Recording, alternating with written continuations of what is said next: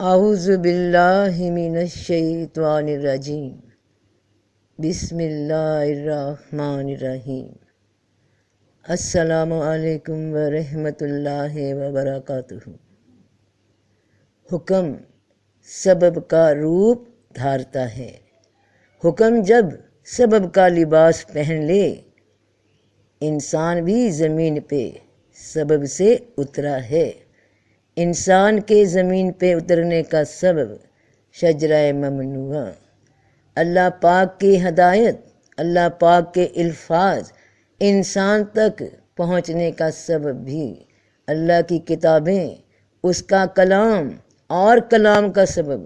یعنی لباس،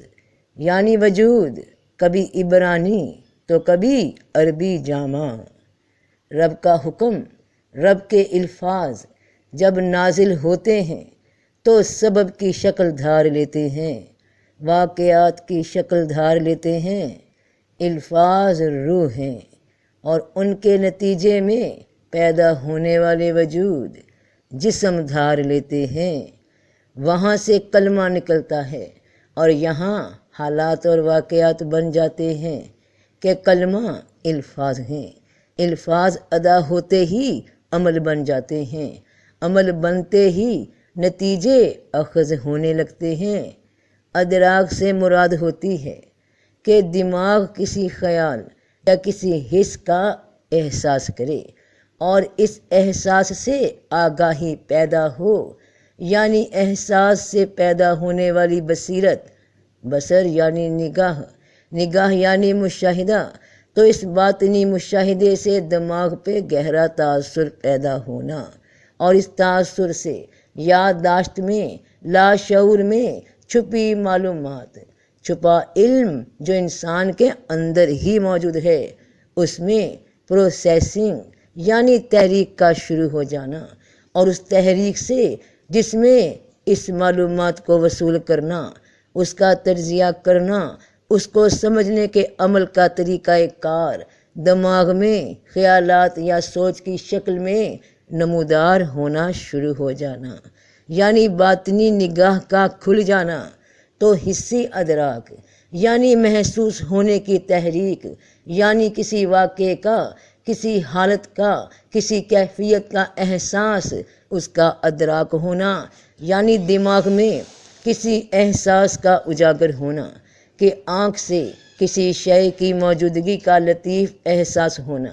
پھر آنکھ سے، مشاہدے سے اس احساس کو دماغ میں تجزیہ کرنا، اور دماغ سے یعنی علم سے پیدا ہونے والا احساس، وہ احساس کے ایک پیغام بن کر اس شے کا ادراک ہو جانا، اس کی سمجھ آ جانی، اور پھر وہی شے جو آنکھ سے دماغ تک جب پہنچی تو آگ تھی، مگر دماغ نے، شعور نے جب اس کا تجزیہ کیا اور اب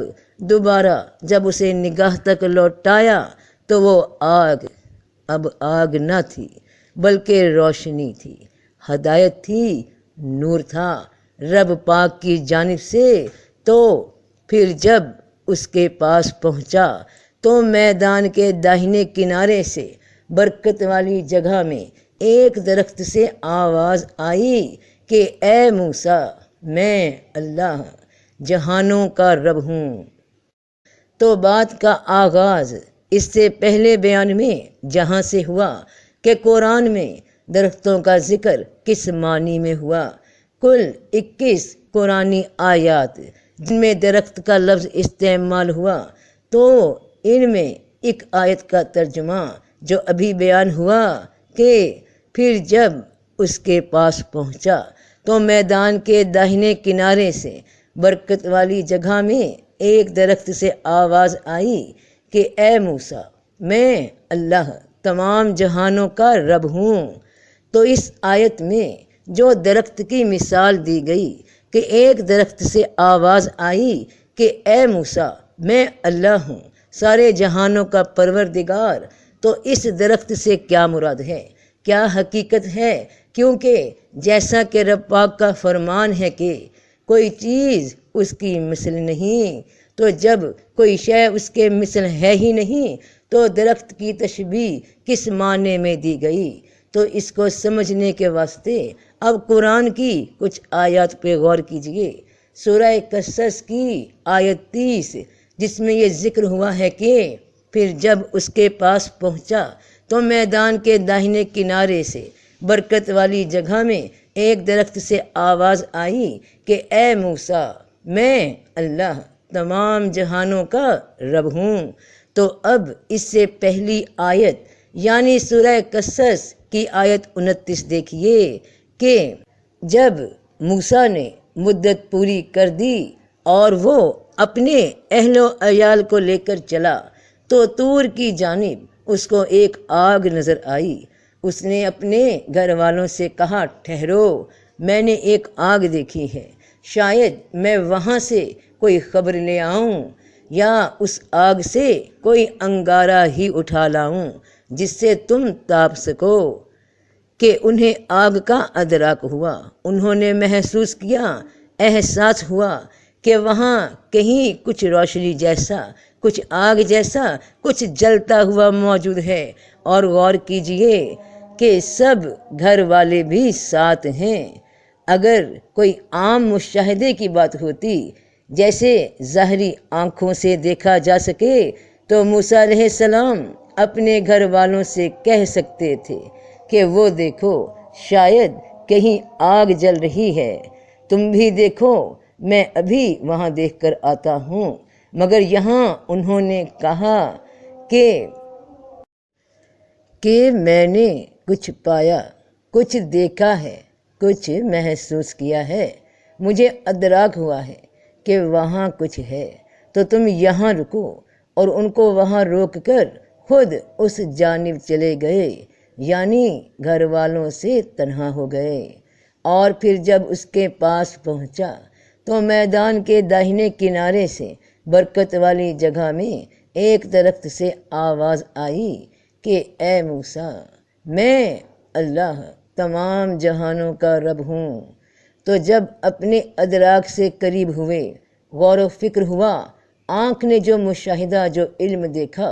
اسے دماغ نے تجزیہ کیا، اسے پہچانا اور یادداشت نے وہاں پہنچا دیا جہاں دیدار یار ہو جائے کہ یار کی آواز دل میں گونجنے لگے کہ جے میں تینوں باہر ڈھونڈاں تے میرے اندر کون سمایا، جے میں تینوں اندر ڈھونڈاں تے باہر کس دی مایا۔ تو پھر جب اس کے پاس پہنچا، جب حقیقت سے قریب ہوا،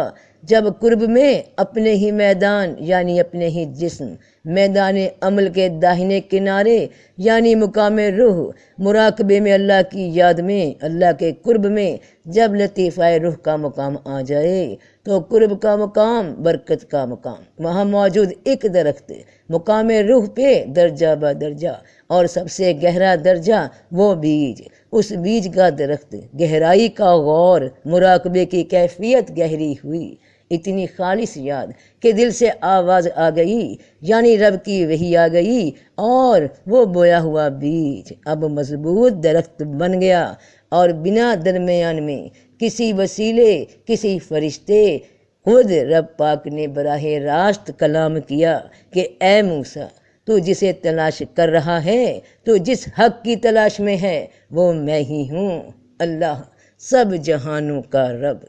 اور یہ کیفیت جو وہاں پیش آئی، مراقبے کی کیفیت کیسے ہے، تو اس کا جواب بھی قرآن سے ہی ملتا ہے جو ابھی آپ سب بہن بھائیوں اور بیٹے بیٹیوں کے سامنے آ جائے گا۔ اس سے پہلے ابھی ذرا اسی آیت کے ایک اور خاص پہلو پہ نظر ثانی ہو جائے کہ اے موسیٰ، میں اللہ جہان کا رب ہوں، میں ہوں، تو میں تو صرف رب ہی ہے موجود، تو صرف رب ہی ہے، وہی وہ ہے۔ تو انا سے مراد یعنی میں ہوں، آئی ایم۔ تو انسانی سطح پہ جو بھی شے انسان کو،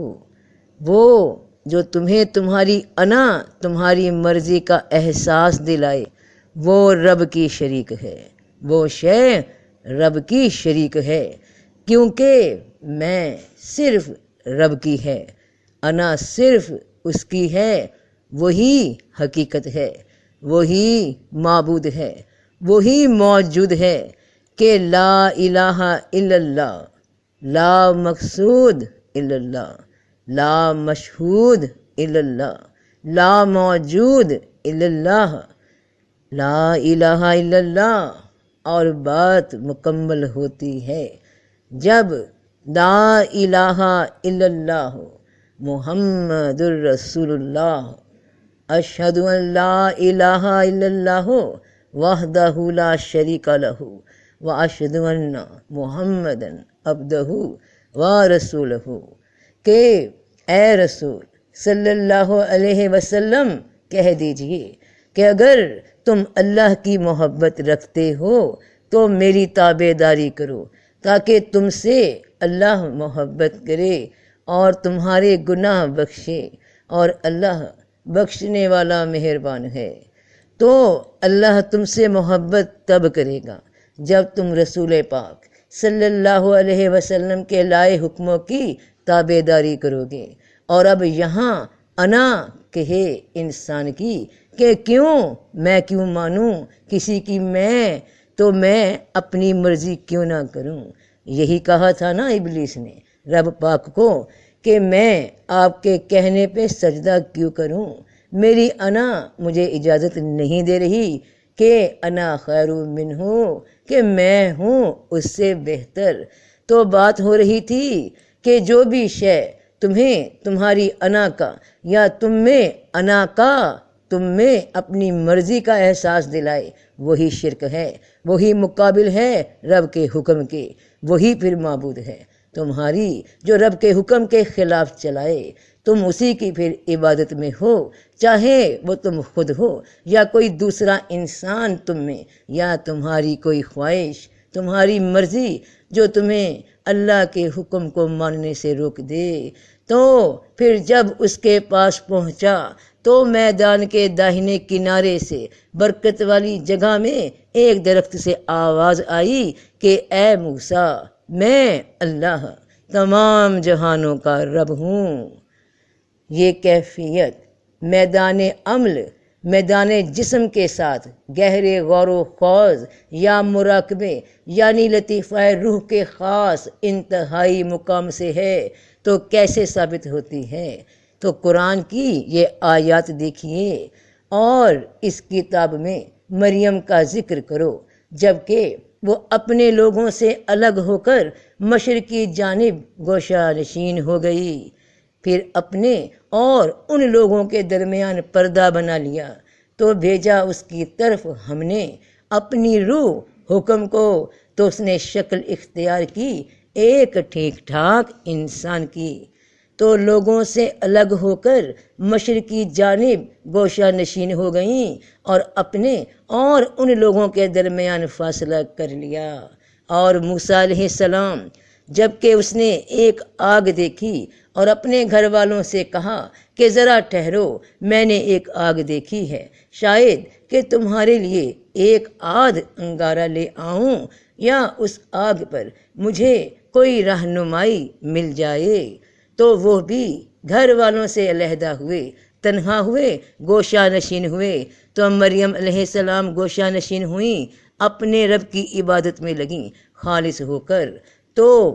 اور جب فرشتوں نے کہا اے مریم، بے شک اللہ نے تجھے پسند کیا ہے اور تجھے پاک کیا ہے اور تجھے سب جہان کی عورتوں پر پسند کیا ہے۔ اے مریم، اپنے رب کی بندگی کر اور سجدہ اور رکوع کرنے والوں کے ساتھ رکوع کر۔ اور دوسری جانب جب موسیٰ علیہ السلام اپنے گھر والوں سے علیحدہ ہو کر اس مقام پر پہنچے جہاں میں ختم ہو جائے، اپنی مرضی ختم ہو جائے، میدان جسم پر سے اور جسم سے پرے جو اصل حقیقت ہے وہ بابرکت مقام آ جائے کہ روح کی پہچان آ جائے، تو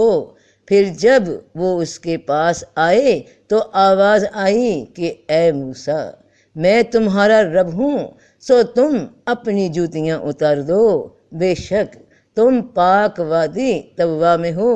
اور میں نے تجھے پسند کیا ہے، جو کچھ وحی کی جا رہی ہے اسے سن لو، بے شک میں ہی اللہ ہوں، میرے سوا کوئی معبود نہیں، پس میری ہی بندگی کر اور میری ہی یاد کے لیے نماز پڑھا کر۔ تو مریم علیہ السلام گوشہ نشین ہوئیں، سب گھر والوں سے الگ ہو کر رب کی یاد میں مخلص ہو گئیں۔ تو بات یہاں تک پہنچ گئی کہ فرشتہ نازل ہو گیا، کیونکہ اپنا آپ اپنے رب کو سونپ دیا، اس کی یاد میں صرف کر دیا، اپنی میں بھول گئی تو حقیقت نظر آنے لگی، اور رب نے انہیں پسند کر لیا اور حکم دے دیا کہ اے مریم اپنے رب کی بندگی کر اور سجدہ اور رکوع کرنے والوں کے ساتھ رکوع کر، اور اپنی بہت بڑی نشانی حضرت عیسیٰ علیہ السلام کو ان سے ظاہر فرما دیا، معجزہ دکھا دیا۔ اور حضرت موسیٰ علیہ السلام جب عبادت کے، قرب کے، توجہ کے، دھیان کے اس مقام پر پہنچے جہاں میدان جسم بہت پیچھے رہ جائے اور تلاش حق مقصد بن جائے، تو وہ بھی الگ ہوئے گھر والوں سے کہ رکو، اور وہاں سے پہنچے خود میں اس مقام تک، گہرائی کے غور تک، خلوص کی انتہا تک، من میں ڈوبے، جسم کو بھولے، روح تک پہنچے تو آواز آ گئی، اے موسیٰ میں اللہ تمام جہانوں کا رب ہوں، تو میں نے تجھے تیری عبادت کو، تیری لگن کو، تیرے خلوص کو پسند کر لیا، قبول کر لیا۔ تو بڑی نشانیاں ان سے بھی ظاہر فرما دیں، اور انہیں بھی وہی کہا جو مریم علیہ السلام سے کہا کہ بے شک میں ہی اللہ ہوں، میرے سوا کوئی معبود نہیں، بس میری ہی بندگی کر اور میری ہی یاد کے لیے نماز پڑھا کر، اور میں تمہارا رب ہوں، سو تم اپنی جوتیاں اتار دو، بے شک تم پاک وادی طوا میں ہو۔ یہ دونوں جوتیاں مثل ہیں اس کیفیت کی جس پہ ایک انسان کھڑا ہے، وہ انسان جو خود کو صرف ایک جسم ہی سمجھتا ہے، اس جسم سے تعلق رکھنے والی کیفیت کو، اس کے علم کو، اس کی خوشی کو، اس کے غم کو، اس کے ہنسنے کو، اس کے رونے کو، بس سب کچھ جو اسی کو انسان سمجھتا ہے۔ تو رب پاک نے فرمایا کہ تم اب شعور کی جس سطح پر پہنچ گئے، خلوص شعور جہاں حقیقت کی سرحد شروع ہو گئی اور جسم باطل بہت پیچھے رہ گیا، تو اب یہ دو حالتیں جن پہ انسان کھڑا ہے، وہ جسمانی اور ذہنی کیفیت سے باہر آ جاؤ، اسے حقیقی انسان سے جدا کر دو، اور خاص پاک خالص شعور کے اس مقام پہ تم پہنچ گئے، اپنے غور و خوض سے، اپنے خلوص سے، اس کوشش سے کہ بے شک یہ مقام شعور کا وہ پاک مقام ہے، گہرا مقام ہے۔ تم جسم کے میدان سے نکل گئے اور اب پاک لپیٹی ہوئی وادی یعنی طوا میں ہو، تم نے پا لیا، مشاہدہ کر لیا باطن کی آنکھ سے کہ جسم کس طرح سے روح پہ لپیٹ دیا گیا، اور اس کی حقیقت انسان تب ہی پاتا ہے جب ایک ایک کر کے یہ جسمانی بندھن، جسم کی خواہشات کو ترک کرنا شروع کر دے، اپنی مرضی ترک کرے اللہ کے حکم کے سامنے، تو جسم کی سطح سے بلند ہو کر روح کے مقام تک پہنچ جاتا ہے۔ تو یہ درخت کے پھر جب اس کے پاس پہنچا تو میدان کے داہنے کنارے سے برکت والی جگہ میں ایک درخت سے آواز آئی کہ اے موسیٰ میں اللہ جہان کا رب ہوں، کہ یہ درخت کیفیت روح لطیفہ، روح جو کہ قلب سے دائیں جانب ہے، جسم کا داہنا حصہ، اس طرف گہرا دھیان، اور دھیان دیتے گہرائی میں مزید سے مزید سفر کے دھیان میں ڈوب گئے جہاں اپنا آپ بہت پیچھے رہ گیا، اور پھر اس مقام پہ پہنچ گئے جہاں وہ برکت والی جگہ، وہاں وہ درخت، وہ بیج جو مضبوط درخت بن گیا، جسے یاد میں بویا گیا، اور یاد اتنی گہری ہو گئی، توجہ اتنی گہری ہو گئی کہ جیسے جیسے گہرائی بڑھتی گئی، جیسے جیسے وقت گزرتا گیا، وہ عمل کا بیج درخت بن گیا اور اس مقام تک بڑھ گیا کہ آواز آ گئی اپنے ہی اندر سے کہ اے موسیٰ، میں اللہ تمام جہانوں کا رب ہوں۔ تو نیک عمل کا بیج جب درخت بن جاتا ہے تو اس کی برکتیں، اس برکت کے پھل نمودار ہونا شروع ہو جاتے ہیں۔ مریم علیہ السلام کو پھل ملا حضرت عیسیٰ علیہ السلام کی شکل میں، کس قدر عجیب نشانی، کس قدر عجیب نشانی کہ بنا باپ کے رب نے بیٹا عطا کر دیا، معجزہ دکھا دیا ان سے کہ اللہ پاک کی بہت بڑی نشانی، سبحان اللہ۔ حضرت موسیٰ علیہ السلام کو پھل ملا کہ رب کائنات نے خود کلام فرما لیا، سبحان اللہ، اور انہیں دو خاص معجزے عطا ہوئے اور فرمایا گیا کہ تاکہ ہم تجھے اپنی بڑی نشانیوں میں سے بعض دکھائیں۔ حضرت ابراہیم علیہ السلام کو پھل ملا جب انہوں نے خلوص دل کے ساتھ یکسو ہو کر رب کریم کی جانب رجوع کر لیا تو، اور بے شک اسی کے طریق پر چلنے والوں میں ابراہیم بھی تھا، جبکہ وہ پاک دل سے اپنے رب کی طرف رجوع ہوا تو رب پاک نے ان کے خلوص کو بھی قبول کیا اور خلیل اللہ کا درجہ عطا ہوا، یعنی اللہ کے دوست کہلائے، سبحان اللہ۔ اور معجزہ ظاہر ہوا ان سے کہ ہم نے کہا اے آگ ابراہیم پر سرد اور راحت ہو جا۔ تو یہ مقام کیسے ملا، کیوں ملا؟ تو معبود حقیقی کی جستجو اور نظام کائنات پہ غور و تدبر سے ملا، اس گہرے مراقبے سے ملا کہ اللہ تعالیٰ نے حضرت ابراہیم علیہ السلام کو بچپن ہی میں رشد و ہدایت اور عقل سلیم عطا فرمائی۔ وہ جب چھوٹے تھے تو حیران ہو کر سوچتے کہ اپنے ہاتھوں سے تراشے پتھر کے ٹکڑے ہمارے معبود کیسے ہو سکتے ہیں۔ انہیں اس معبود حقیقی کی تلاش تھی،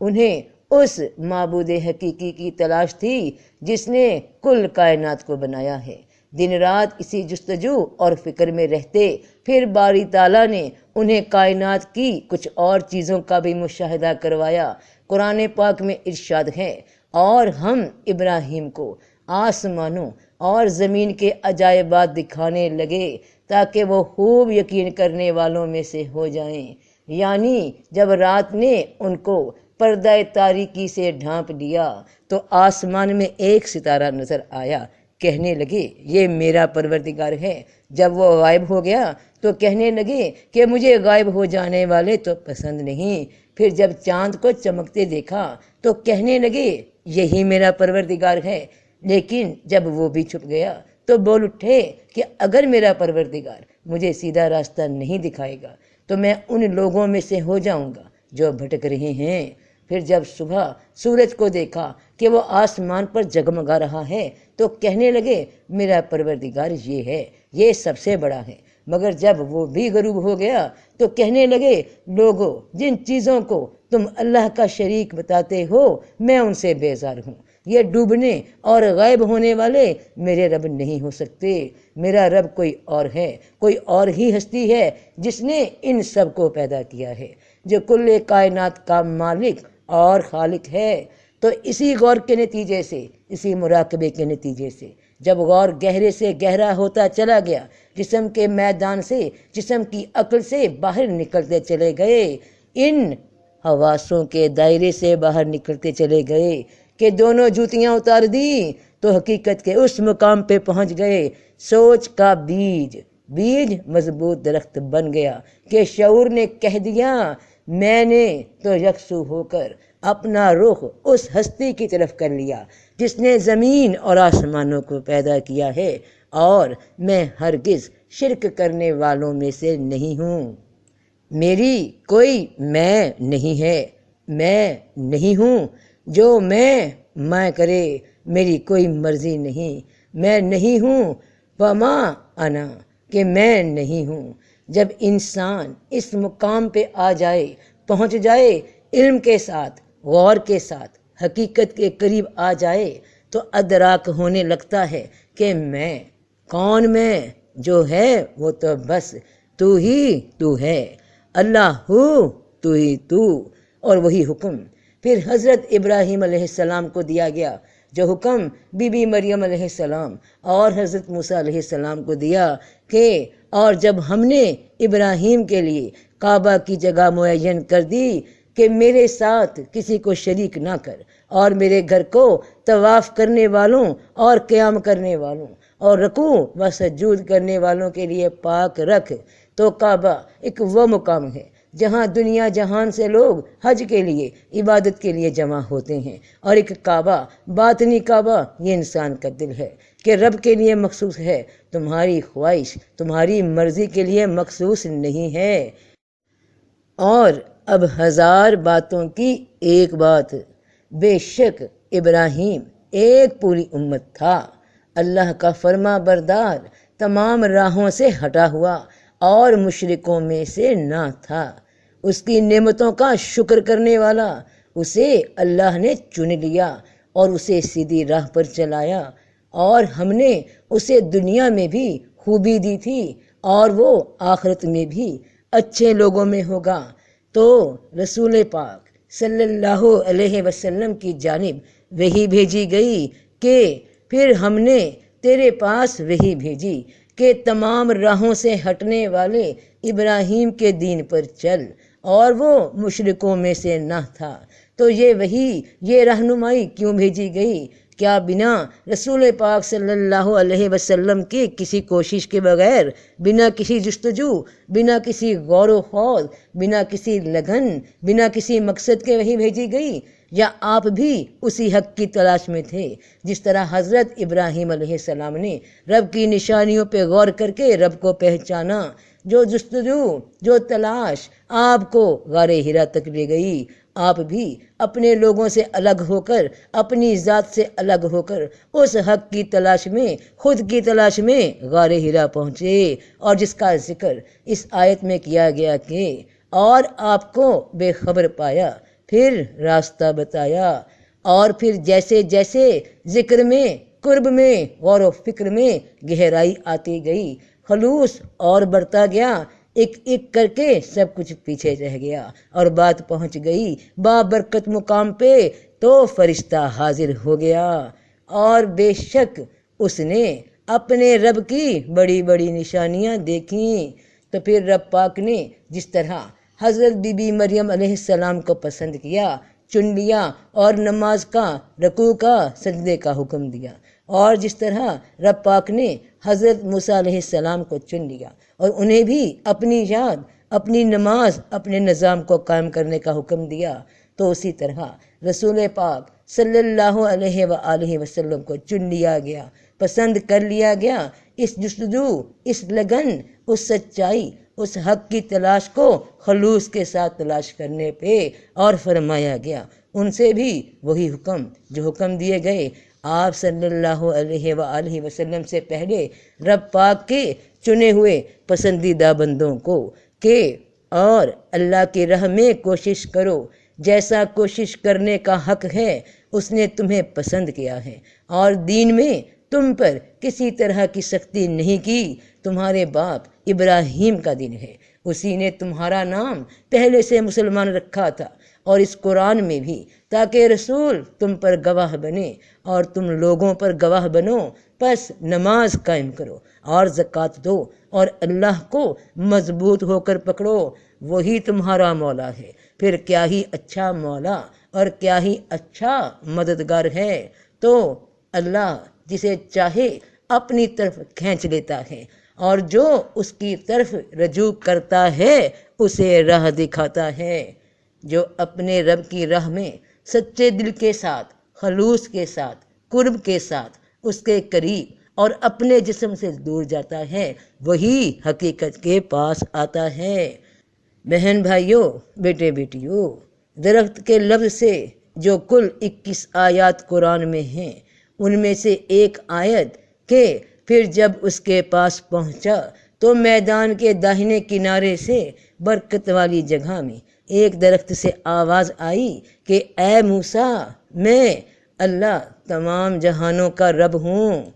اس کا ترجمہ اور تفسیر یہاں مکمل ہوئی۔ انشاءاللہ زندگی رہی تو باقی کی 20 آیات کے معنی و تفسیر پہ بات ہوگی۔ تو سب کا بھلا، سب کی خیر، جیتے رہو بہن بھائیوں، بیٹے بیٹیوں،